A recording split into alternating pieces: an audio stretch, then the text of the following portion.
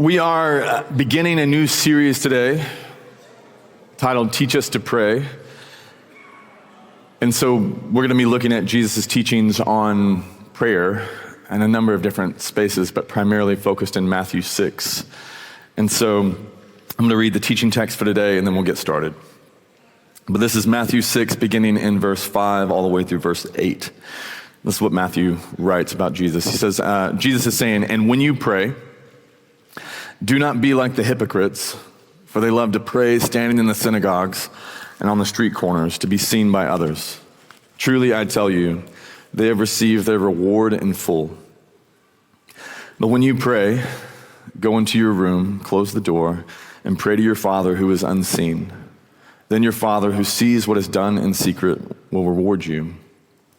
And when you pray, do not keep on babbling like the pagans, for they think they will be heard because of their many words. Do not be like them, for your Father knows what you need before you ask him." This is the word of the Lord. 10 years ago, I was a pastor, but I didn't know how to pray. I knew how to pray out loud, and I could do that because give me a microphone and I can talk to it. But I didn't genuinely know how to pray, and I did not love praying. I honestly think I wasn't supposed to think this way, but I was like, this doesn't really matter. God's going to do whatever he's going to do anyways. This is more from my formation, and honestly, I feel really formed, so I don't really want to do this anymore. And then 10 years ago, I met these people who loved prayer. Like they loved it, and they talked about it differently, and they prayed differently, and they really believed that it would shift and change things and that God would respond to it.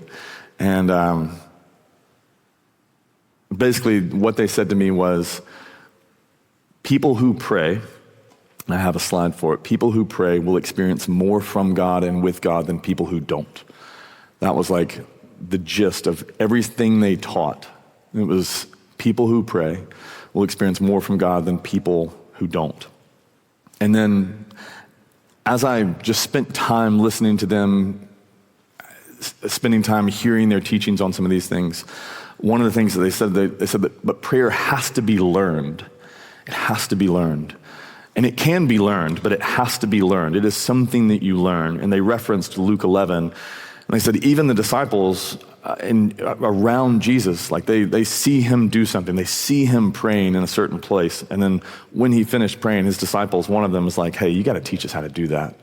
Like, I don't know what you just did, but I need you to teach us how to pray." And so their response to this and their teaching to me was like, this is the only thing that the disciples, this is the only time they ever asked Jesus for anything about what to teach them. The disciples didn't ask Jesus how to teach me how to preach, teach me how to raise the dead. That would have been pretty cool. Teach me how to walk on water. Pretty strong. Teach me how to turn water to wine. That'd be helpful. Like they didn't ask for any of those things. They asked for one thing. We just want you to teach us. And he taught them so many things. But the thing that stood out to them was like, I need you to teach us to pray. And so for them, these people in my life, they were like, look, you'll experience more if you pray. And honestly, it's something that you have to learn. It takes learning. It takes being taught. But then it can be taught. It is something that you can learn. And so over the last 10 years, I have learned how to pray. And prayer now is the thing that if I get to preach on anything, I want to preach on praying. The fact that I get to do this for 10 weeks is just, I'm thrilled. This is so exciting. I'm going to download 10 years worth of information to you guys in 10 weeks. But I love it. I love prayer now. It's shaped my life. And what they said is true. Over the last 10 years of my life, I've experienced more from God and more with God than over the previous 29 years of my life. And so out of 39 years of my life, in the last 10, I've experienced more from God and more with God just because I've learned how to pray. Leonard Ravenhill says this about prayer. He says, the greatest undiscovered area in the resources of God is in the place of prayer. One might estimate the weight of the world, count the stars of heaven, measure the speed of lightning, and tell the time of the rising and setting of the sun. But you cannot estimate the power of prayer. Prayer is as vast as God because God is behind it. Prayer is as mighty as God because God has committed himself to answer it. And I love that, and that's been my experience. My experience has been the greatest undiscovered area of resources in the realm of God is in the place of prayer. You will learn more and experience more from him if you will learn how to pray, but it must be learned. It is something that you actually need to go to school about, not literally, but like figure. If you're seeking to learn a language, you're probably not like, I'll probably just figure it out if I just try to talk in Spanish. It's not going to work. You need somebody to teach you. You need some kind of learning, some type of thing that you need to press into in order to learn it. And prayer is very, very similar. And the good news is Jesus actually does want to teach us to pray. When the disciples asked him, teach us to pray, he wasn't like, honestly, it's really personal, and it's honestly just for me and the Father. No, he answers it, and he gives them a framework to work from, and he teaches them how to do this thing. And so he wants to teach us how to pray. And so for the next couple of weeks, we're going to look at the things that he teaches on prayer in hopes that we actually learn to do this thing, that we discover the undiscovered resources that are found in the place of prayer. And so today, from this passage, from Matthew 6, starting in verse 5, I just want to look at three things that Jesus wants us to know about prayer that in many ways just shape the vision of what prayer is. I think many times prayer is confusing, and how do we do it, and what's it supposed to sound like, and all these different things. And Jesus is trying to craft an environment that we understand to go, when you're pressing into prayer, you need to think of it like this. You need to process prayer like this, because if you miss this first bit, you're not going to want to do any of it, and you're going to miss everything else. And so 3 things that we need to know about prayer from Jesus. The first is this. The first thing that we need to know is that God actually wants to meet with you in prayer. He actually wants to meet with you. It's not just a space where you're just trying to meditate like a Buddhist and you're just trying to willpower it. Like, God actually wants to meet you in the place of prayer. He says this in verse 6, when you pray, go into your room, close the door, and pray to your Father who is unseen. You can't see him there, but he is there. Then your Father who sees what is done in secret will reward you. And the commentator, which I'm going to quote this bro a lot, okay? His name's Frederick Dale Bruner. Brilliant commentary in Matthew. If you want to read it, please read it, but I'm going to quote him a lot. But he explains what Jesus is saying in this passage. Jesus says, and your Father who is watching there in secret, he's watching that place in secret. You cannot see him. The Father has a special affinity for the secret place. As the present tense participle stresses, he is continuously watching there. The Father is continuously watching in the secret place, in that place behind the closed door. He is watching in that space. And so the idea that Jesus is giving is that God gives his attention. He gives his presence and attention to any place of intention. He gives his attention to the place of intention. I didn't mean to make it sound like that, but maybe you'll remember it. He gives his attention to the place of intention. Go to the next slide. There it is. He gives his attention to any place of intention. This is why Jesus is saying, go into your room and close the door. Go into your closet and close the door. The idea isn't like you literally have to go into a space and shut the door. It's just, he's trying to present the idea like if you were trying to have a real conversation with someone where you needed no interruption, what you would normally do is you would go to a space where it's quiet and you'd have that conversation. Or if you're like my wife and me, when our kid is doing something in one room and we need to have a private conversation, we go into a space and shut the door. Or he's in a space and we shut that door. It's just the idea that Jesus is trying to present is like, be intentional with him. When you're entering into a conversation with God, when you're doing that, you just need to know that like he actually responds to your intention to go, I'm moving into a state of like, I'm just moving into a place of where I just want to spend time with you. And any time that we choose to move into a space where we just want to spend time with him, Jesus is saying God is there in that moment. He is there in that space. He gives his attention to any place that we choose to be intentional to meet with him. And so that exact space, that exact time becomes the space where he actually is.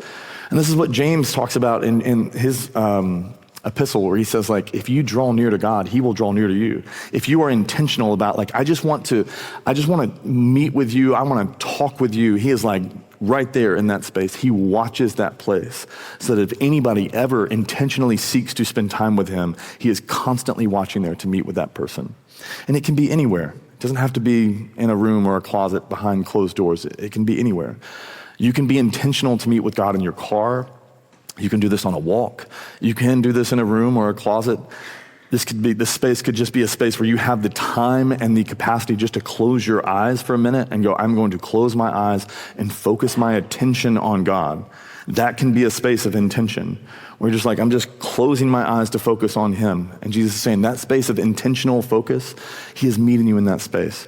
It could be while you cut the grass, while you do the dishes, while you make dinner, while you read. If you're bird watching, I don't know who does that, but if you're bird watching, you can meet with God in that space. It can be taking a nap, like I'm just taking a nap to the glory of God.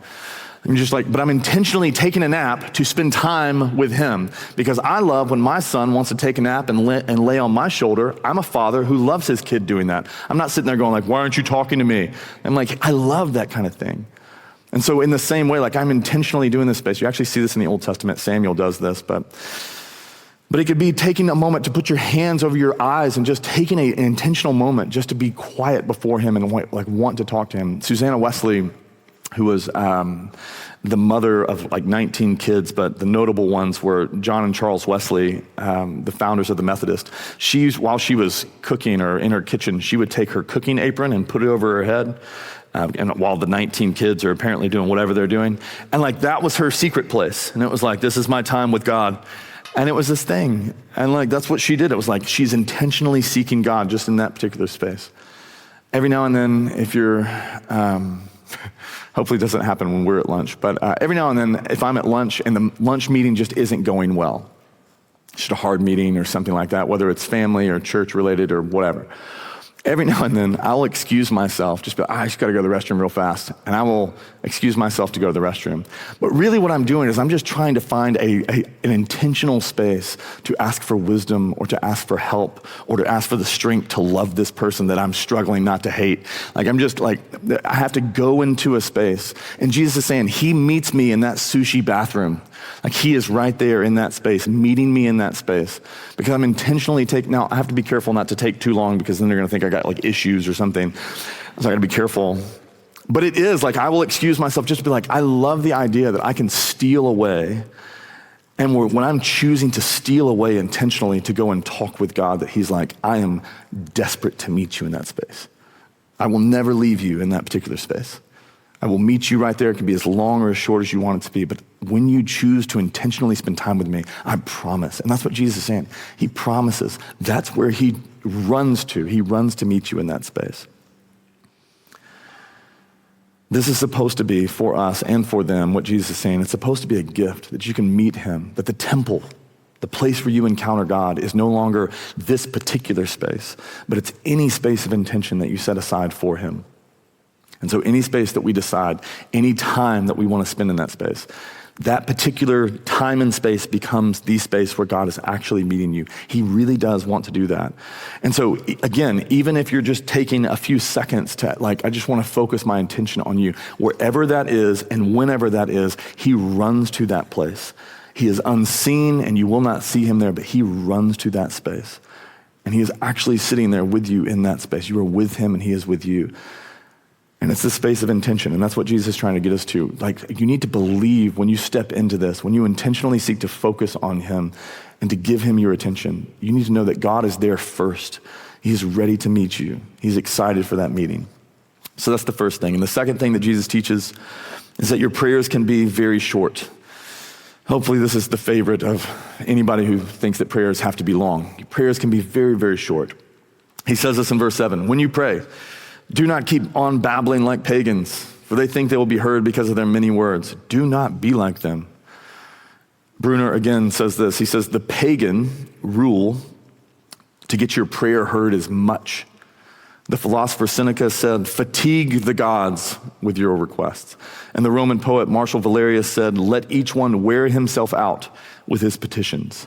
The pagan conviction taught that the gods are reluctant to hear prayers unless the prayers are long, and that only when the petitioner has proven oneself by spending time in confession, praise, or even quiet, do the divinities begin to listen. You have to prove how sincere you are first. And Jesus attacks the misconception that there must be much prayer before it works. This belief makes God into a grudging giver, and that conception of prayer in Jesus' teaching, that's unworthy of God. That is not what he's like. And so what Jesus is saying is, don't view God the way that other people do. Don't begin thinking that you have to work hard to get his attention. Don't think that you have to do the work on the front end to prove yourself worthy to get him to actually respond to you or to get him to actually hear you. That's not what he's like. You don't have to prove yourself. You don't have to show him your work. You don't have to show him your commitment. You don't have to do those things in order to get his attention. Jesus is saying you have his attention. Whether you feel like praying or not, you have his attention. You don't have to like muster some willpower, like I'm really feeling like praying right now, and then all of a sudden he turns his ear to you. Jesus is like, he is not like that. He is not a grudging giver. He is there, ready, and he is listening. And so this means for us that we have the freedom and the access to pray at any time. Whether you have 5 seconds or less than 5 seconds or 5 hours, like you can just pray for as long or as short as you want. And you automatically have his ear without ever having to like make sure, like, have I done something worthy enough for the God of the universe to hear me? It's like, you don't have to do any of that. And this is important for us because I think many times one of the reasons why people don't pray a lot is because they feel like they don't have enough time. Like, I just don't have enough time to pray. And I get the idea, but I think Jesus would say it's like, sure you do. Just say help. He hears help. Just say, I'd like some wisdom. He hears that. Time isn't the important thing. It's not the factor. He doesn't need the length of your prayer from you in order to begin listening. You don't have to conjure him, motivate him, stir him to hear you by showing him that you have the grit to stay in there. Your prayers can be very, very short. And this should encourage us more than anything. The fact that they can be short, it should encourage us more and more and more to actually pray. Because we can do it in 1 second, in half a second, or whatever, or it can be an hour. It can take as long as you want. Bruner again says this, he says, it is a relief to know that the Father to whom prayer is addressed is not a reluctant listener. Few facts encourage prayer like release from the burden of having to pray much to get through. When people know that they don't have to pray much to get God's attention, they will surprisingly desire to pray more. And I think this is so true. You feel this. If every time you felt like I need to pray, and every time that came into your mind, I need to pray, what you thought was like, I got to get ready. I got to like make sure my posture is correct. I got to make sure my words are right. I got to make sure I know what I'm about to say.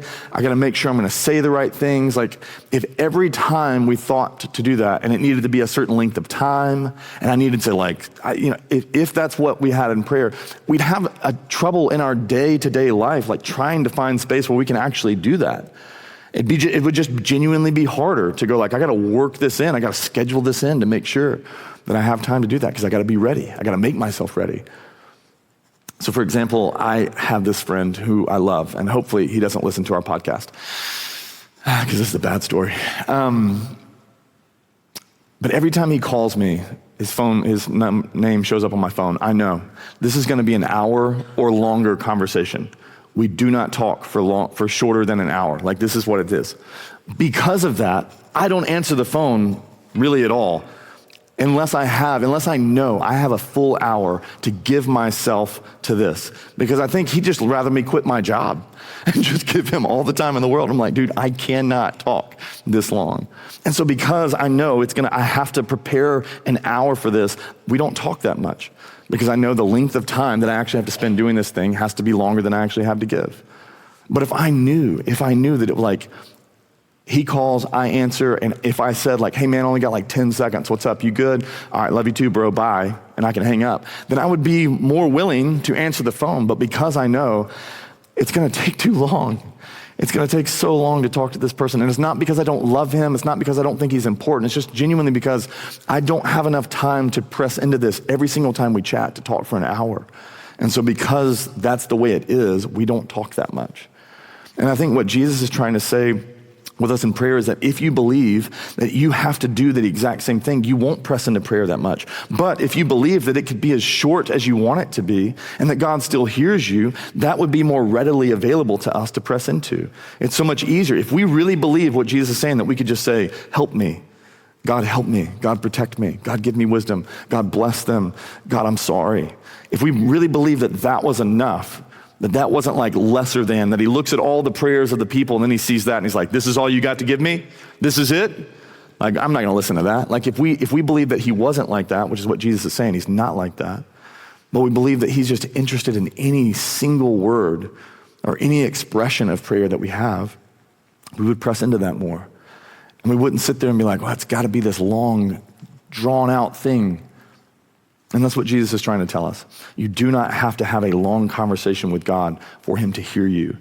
And this is why Paul would say you should pray without ceasing. It's not continue at one long run-on sentence of conversation with God. He's just like, you could just have this posture with him to where at any moment in your day, something good happens, you can say thank you. And he hears you and receives that.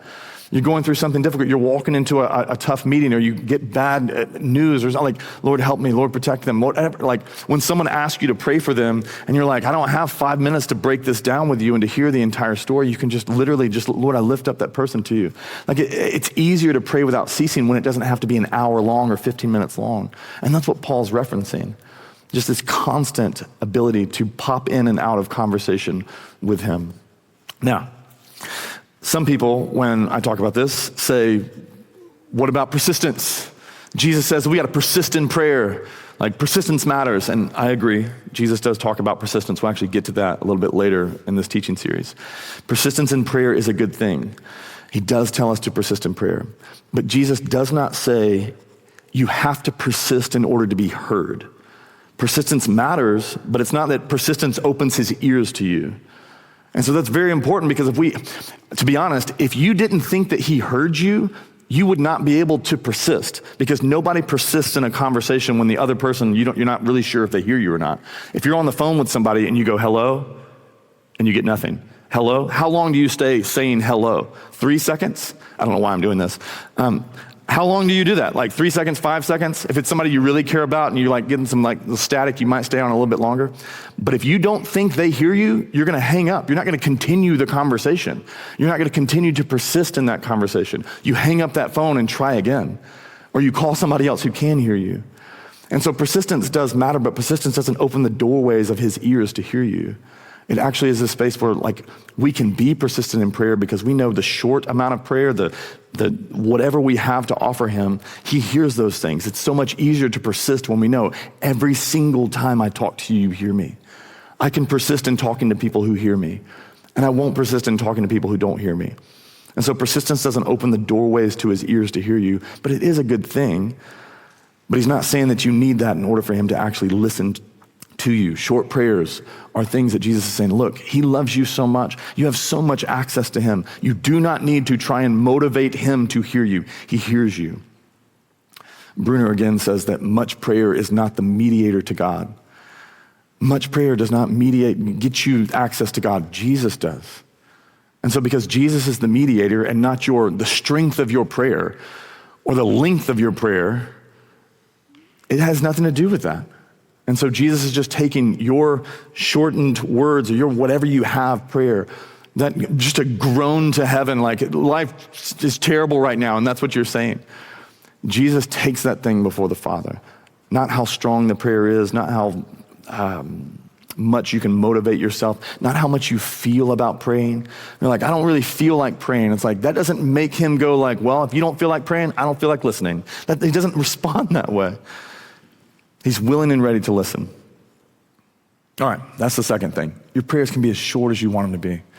Third, Jesus says, and what he's teaching is that God the Father knows how to help you the most. This is the third thing that he's communicating. He knows how to help you the most.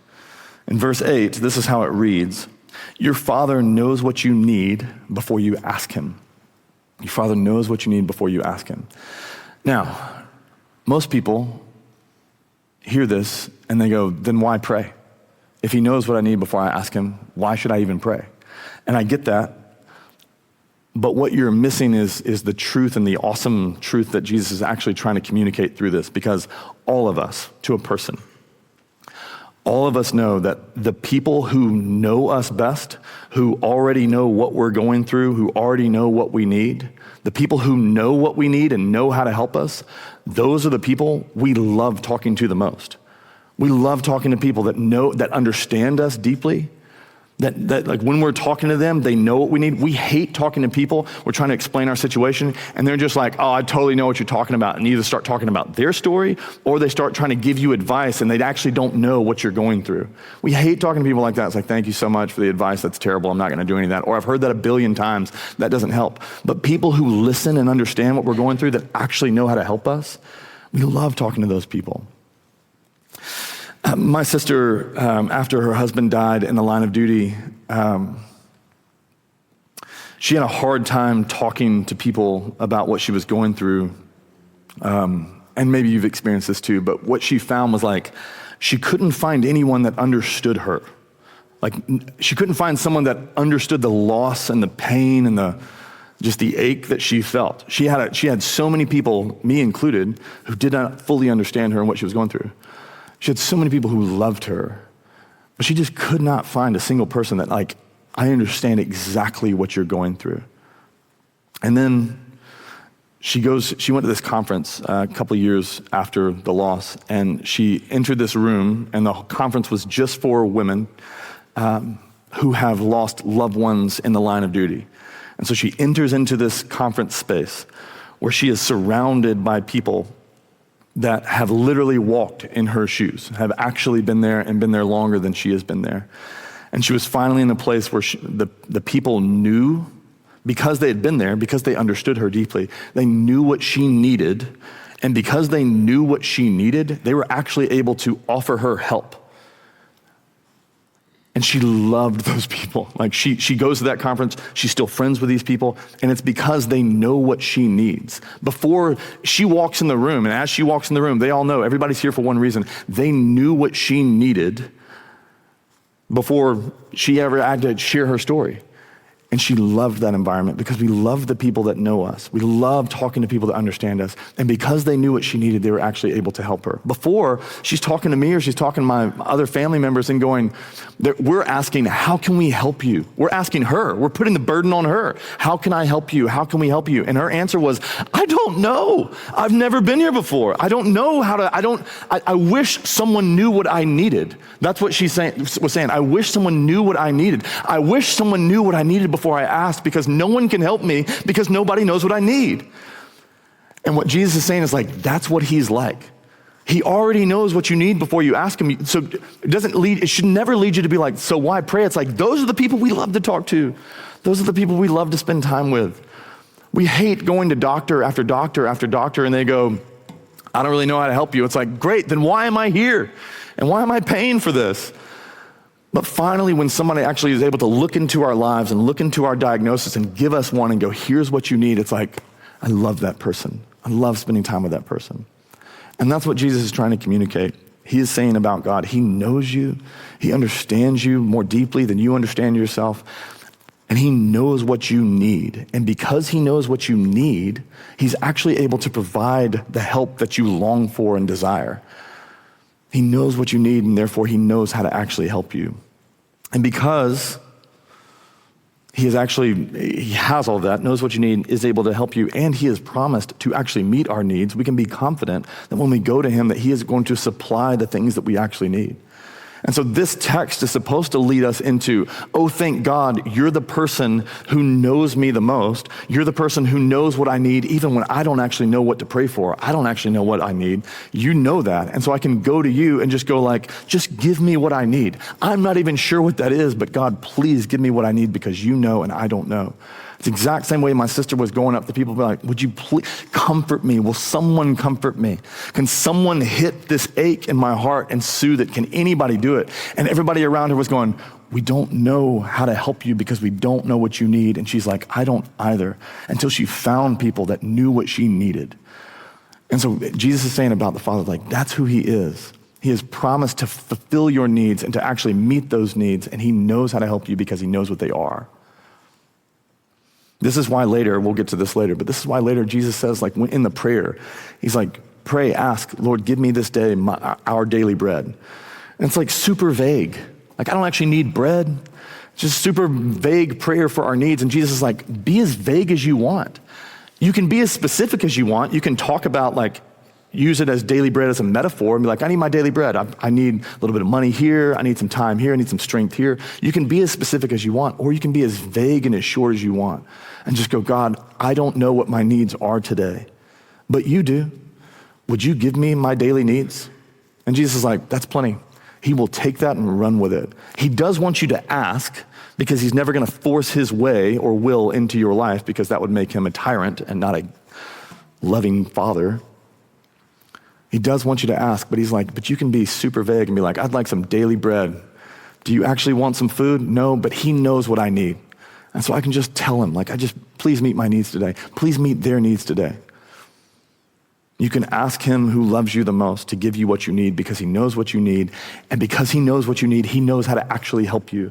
And he has promised to actually step into your situation and provide that help that you need, because he will provide for your needs. And so this is supposed to be this wonderful thing that Jesus kind of closes this section out before he moves into the prayer. It's supposed to be this thing that gives us some peace and some rest to be like, you are going to talk to a person that knows you better than you know yourself, who knows what you need better than you know yourself, and you can be assured that he will actually fulfill your needs. You should rest in this place of prayer, knowing that you're talking to a person that can actually help. And so those are the things that he wants us to know about the space of prayer. He wants it to be this thing that you run into, not something you run away from, because it's like, it's got to be so long. I don't have time for that. Like, no, it can be very short. I don't even know if he hears me. Like, I don't even know is he even there? He's like, he is there, but he is there in secret. But he constantly watches the secret place. He watches the space where you're intentional with him. If you take a moment just to pause and say, God, I want to read this book with you. I want to read this text to you that's making me anxious. Just whatever that is, it's like in that intentional space, he gives his attention to that space. And then he wants you to know that he actually knows you. He knows how to help you. And so those are the things that Jesus wants us to know. And so a couple of applications before we close. For you, I genuinely, if you're not a part of our church community, obviously we're thankful that you're here, and please continue to join us. But if you're like, this is my church home, this is the church that I call home, I really I would love to get to a space in this church where it's like, I'm 10 years into learning how to pray, and I love to do it. And it's not a brag. I hated to do it before, I already told you that. But I love I believe this stuff is true. I've experienced these things to be true. And I would love to get in a space in your life where you're like, man, 2026 happened, we did this teaching series, and now 10 years later, hopefully it's maybe, I'm a little thick, and so maybe you guys can get it, faster than I did. But a year down the road, 2 years down the road, you're like, I know how to pray. And so if you're a part of our community, I would love to have, I want you to read the scriptures too, because I don't think you learn how to pray unless you don't learn how to talk until you've been spoken to. That's how babies learn. And so we are spoken to in his word, and we speak back in prayer. And so I want you to learn how to pray. And so these applications are specifically for you, but anybody can take them. But first, choose to intentionally talk to him. Figure out a space. It can be a literal space. I've told you guys, I have a literal space. This is the room that I pray. I don't always pray there, but I have a space where I have a gym where I work out. I have a kitchen where I cook food. I have a table I sit at to eat. I have a chair to sit in and while I read. I have intentionals. I have a bed where I sleep. I have intentional spaces for the stuff that I do. And I wanted an intentional space to be like, if I sit in this chair, God, I'm coming to sit in this chair and meet with you. And so I do think it can be a literal space, but it can also just be a point in time in your car where you have a buzz go off on your phone. I want to spend 60 seconds. I want to spend 5 seconds. I want to spend 1 second just turning my attention to him.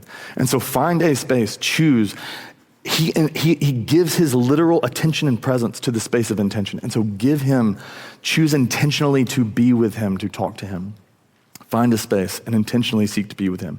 It can be a closed door. It can be whatever. It can be hands over your face. It can be eyes closed. It doesn't matter. Just give him something. It says that he is constantly rushing to watch that space and to meet you there. And so choose to intentionally talk to him. Second, just pray what you got. Pray what you have. Go to the next one. Pray what you got. There we go. Pray what you got. He does not care about the length of your prayer. He doesn't care how ready you are to pray. He doesn't care how much you feel like praying. He doesn't care how much you sinned just before. He cares about those things, but he doesn't care about that. Doesn't make him open his ears to you. So you can just pray what you have. What are you feeling right now?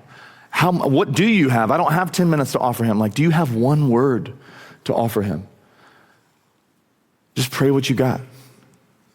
You do not have to babble on like the pagans. You don't have to try and muster him to wake him up to get his ear. You can just pray as short as you want. He loves you as a father. And as a loving father is attentive to their kids, he is attentive to you, regardless of how long your prayer is. You have to break this idea that he's hard to get a hold of. He isn't. And Jesus is trying to tell them that. So pray what you got. And then third, you need to remind yourself that he's able to help you because he knows what you need. Remind yourself. You have to live inside this reality, constantly being reminded, he has promised to meet my needs. He knows what I need. And so because he knows what I need, he can help me. We have to live inside that truth. Otherwise, it's going to be very difficult to step into prayer. If we're what's he going to do? What is praying actually going to do? It's Jesus is saying, he knows how to help you because he knows what you need. It will do a lot. And so we have to remind ourselves of who he is and what he's like. You don't have to say the right words. You don't have to stir him to action. You don't have to do any of those things. You just get to press in to praying, knowing that he knows exactly what you need. And so those three things, I want you to choose those things, pray what you have regardless of time and length, and just remind yourself of the reality of who he is. He is a God who knows you the best, knows what you need, and because he knows what you need, he can help you. So practice those things. People who pray will experience more from God and with God than the people who don't.